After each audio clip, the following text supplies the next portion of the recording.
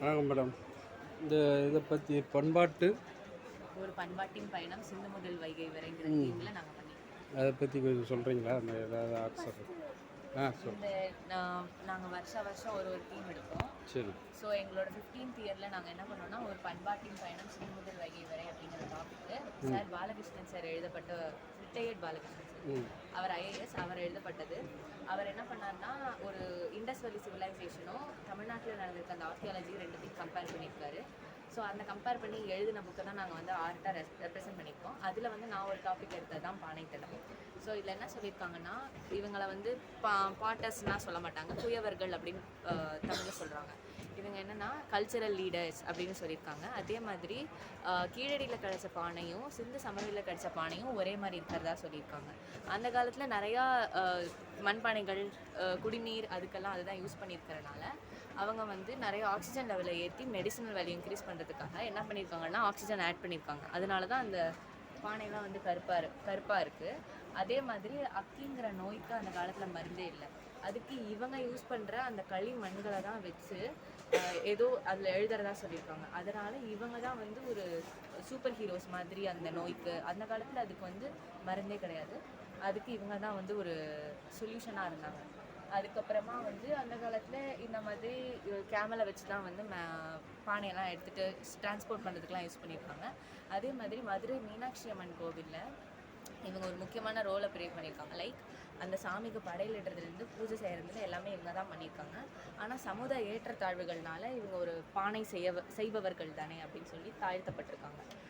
அதனால இப்போ வந்து இந்த ஆர்ட், அதாவது இந்த பானை பண்ணுறதே கொஞ்சம் கம்மியாயிடுச்சு. அதே மாதிரி இந்த மீனாட்சி அம்மன் கோவில்லையும் இவங்களுக்கு மதிக்கிறது இல்லை. ஆனால் இப்போவும் இவங்க மீனாட்சி அம்மன் கோவிலில் இவங்க இதெல்லாம் பண்ணியிருக்காங்கன்னு சொன்னாங்க. இவங்க தான் ஃபஸ்ட்டு ப்ரையாரிட்டி தராங்க. சமுதாய ஏற்றத்தாழ்வு எப்படி வந்துச்சு அதை பற்றி தெரியுமா? அது வந்து நார்மலாக சொல்கிறது தான். இவங்க ஒரு என்ன சொல்கிறது, இவங்கெல்லாம் இவ்வளோ பண்ணுறாங்க சாமிக்கு, அது அதனால வந்து இவங்களை எப்படியா மட்டம் தட்டணும் அப்படிங்கிறாங்க. இல்லை, அது எங்கேருந்து தொடங்குச்சு அதை பற்றி தெரியும்? அதை பற்றி தெரியும்.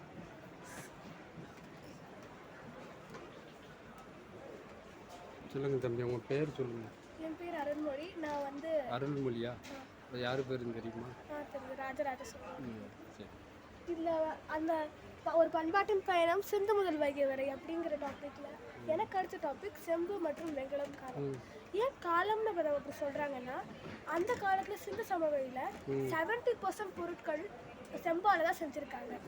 அந்த இப்போ நம்ம வீட்டிலலாம் தங்கமோ வைரமோ எந்த வேல்யூ சிஸ்டமில் பார்ப்போமோ அதே வேல்யூ சிஸ்டமில் அவங்க செம்பை பார்த்துருக்காங்க. அதாவது அந்த மெட்டல் ஆஃப் ப்ராஸ்பேரிட்டி. அந்த காலத்தில் அந்த செம்பில் அர்சனிக் அப்படிங்கிற ஒரு மெட்டலாய்ட் கலந்துருக்கு. அது இயற்கையாகவே கலந்துருக்கா, இல்லை இவங்களே இன்ஃபியூஸ் பண்ணியிருக்காங்களாங்கிறது இது வரைக்கும் தெரியல. இந்த பில்டிங்ஸ் எல்லாம் எதை குறிக்குதுன்னா, மெஹர்கர் மற்றும் பல்சிஸ்தான் போல பகுதிகளில் இந்த மாதிரி பில்டிங்ஸ் வந்து செம்பு தயாரிக்கிற ஃபேக்ட்ரியாக இயங்கிட்டு இருக்குன்னு சொல்கிறாங்க. அப்புறம் இந்த பானை வந்து முதுமக்கள் தாலி, அதாவது இறந்தவங்களையோ இல்லை ரொம்ப வயது முதிர்ந்தவங்களையோ புதைக்கிறதுக்காக இதை யூஸ் பண்ணுறாங்க. இந்த முதுமக்கள் தாலி வந்து செம்பால செஞ்சுருக்காங்க. அப்புறம் இந்த கோல்டன் பொம்மை வந்து ஆதிச்சநல்லூர்ல 3500 years முன்னாடியே கண்டுபிடிச்சிருக்காங்க. இது வந்து அவங்களோட பழமையை குறிக்குது. இப்போ நம்மளுக்கு நிறைய டெக்னாலஜி இருக்குது. நம்ம ஒரு யூட்டென்சில் செம்பில் பண்ணுவோம்னா கூட பர்ஃபெக்டாக ஒரு இதில் பண்ணி முடிச்சிடலாம். ஆனால் அப்போ தெர் வாஸ் அ பேரியர். இவ்வளோதான் பண்ண முடியுங்கிற மாதிரி இருந்தாலும் அவ்வளோ பர்ஃபெக்டாக பண்ணியிருக்காங்க. இது தமிழர்களோட மெட்டாலஜிக்கல் பிரில்லியன்ஸை காட்டுது. எப்படி இதை தமிழர்கள் தான் பண்ணியிருக்காங்கன்னு சொல்கிறாங்கன்னா, நிறைய செம்பு பானையோடுகளில் தமிழ் பிராமி ஸ்கிரிப்ட்ஸ் இருக்கு. ஸோ தமிழர்கள் அங்கே வாழ்ந்துருக்காங்க.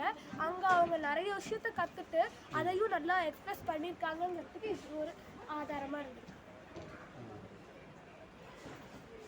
வேறு இதெல்லாம் எப்படி கைட்டே வரைஞ்சதுன்னா விற்பனைக்கானா?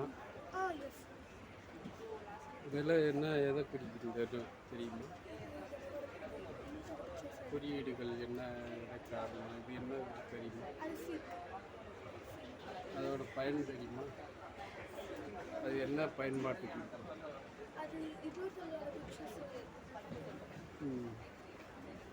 இதெல்லாம் நீங்கள் செஞ்சதுனா? இந்த 4 பிக்சரும் நான் பண்ணேன். நீ பண்ணதா? பரவாயில்லையா? ரேட்டு